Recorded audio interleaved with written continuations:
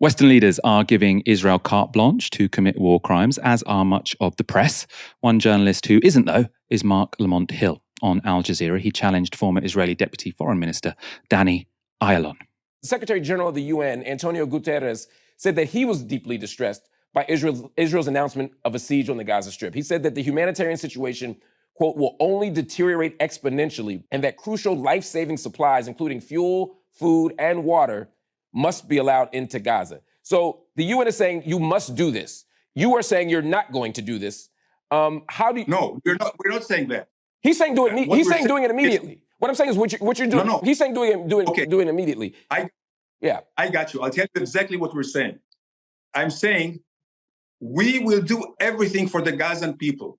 Once and now, we demand immediate surrender, unconditional surrender of Hamas. If Hamas people come out with their hands up and clear their weapons, believe me, everything will be restored to Gaza. It is Hamas in Hamas hands. Now I understand.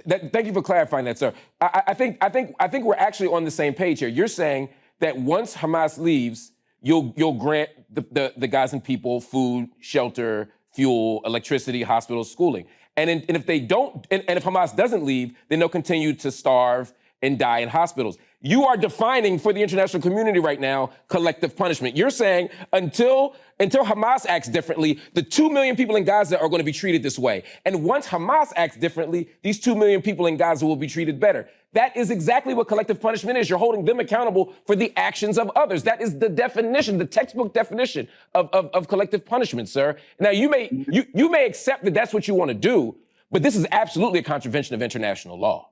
Such a good interview. And I suppose, the reason I think that was so powerful is because he's not just speaking to he is speaking to some extremist Israeli politician. Obviously, he was in the government, so he's the mainstream of Israeli politics. But he's not just speaking to, someone who is alien to us in the UK, because we've been seeing all of our governments, all of our politicians, our government, tweeting that anything that happens in Gaza is Hamas's fault, which is essentially what that Israeli politician was saying there, right? Oh, yes, we are going to do a siege. We are going to bomb them, but they could stop it all if they released the hostages.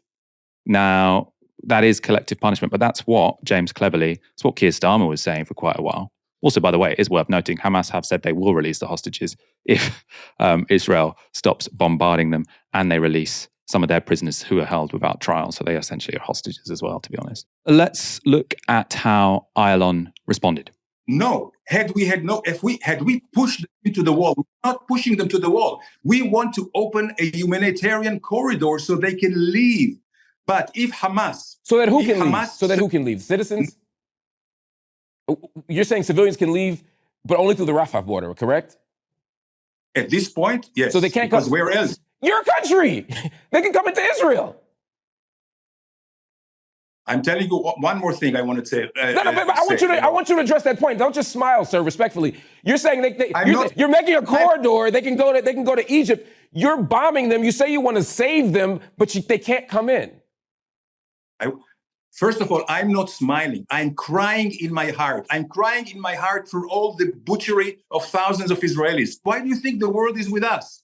Why do you think the world is wise? All the international media was there. So don't talk to me about collective punishment. Don't talk to me about humanitarian. These are new rules of the game. Well, the world isn't with Israel, right? The West is with Israel, or at least the governments of the West are with Israel. And much of the global South is with Palestine because they recognize that this is a colonizer with an occupied people, right? So this idea the world is with Israel is just factually untrue. Some very powerful countries are with Israel, but the world is not. Barnaby, I'm pretty sure Mark Lamont Hill got fired from CNN, didn't he, for saying, something along the lines of "for the river to the sea."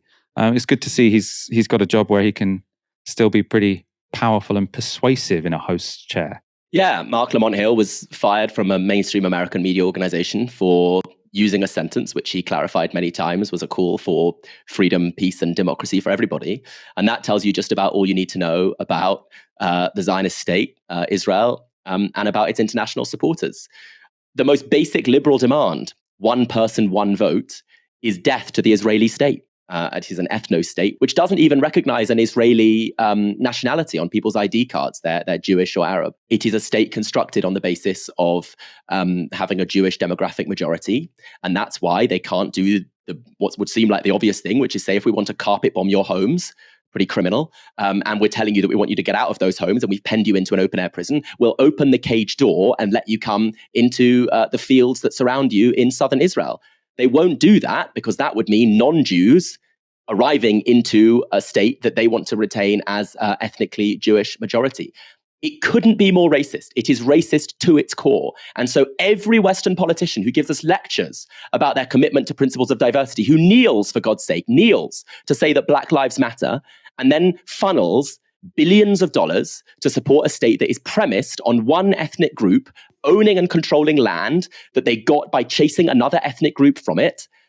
No Western politician should ever be taken seriously when they talk about democracy and human rights and basic human equality while they're doing that. It's not very surprising. How do you think the USA came to exist? How do you think Canada and Australia and New Zealand and South Africa and all these states came to exist? Of course, it was through settler colonial ethnic cleansing. But that's the basis of this thing they call Western civilization. So when they walk around the world and lecture other people about human rights and Western civilization, that's what it is. It's that kind of violent domination. And Israelis, settler colonists are always kind of a bit more honest. They're at the frontier against the savages as they see it. And they see people in places like Britain as softies who don't have to fight against the savages and just depend. We're not drowning people in the Mediterranean. We depend on European frontier states to do that for us. So they think we're living comfortable lives that depend on their violence. But they're open and honest about the kind of violent domination that sustains this thing called Western civilization. And that's what Israel is. Novara is only possible because of the support of our regular supporters. We do really, really appreciate these super chats, but Google does take a cut, and for us to be able to plan long-term into the future, it is great to have you signed up for monthly donations. We are in the middle of a fundraiser, so if you do want to donate, do go to novaramedia.com/support.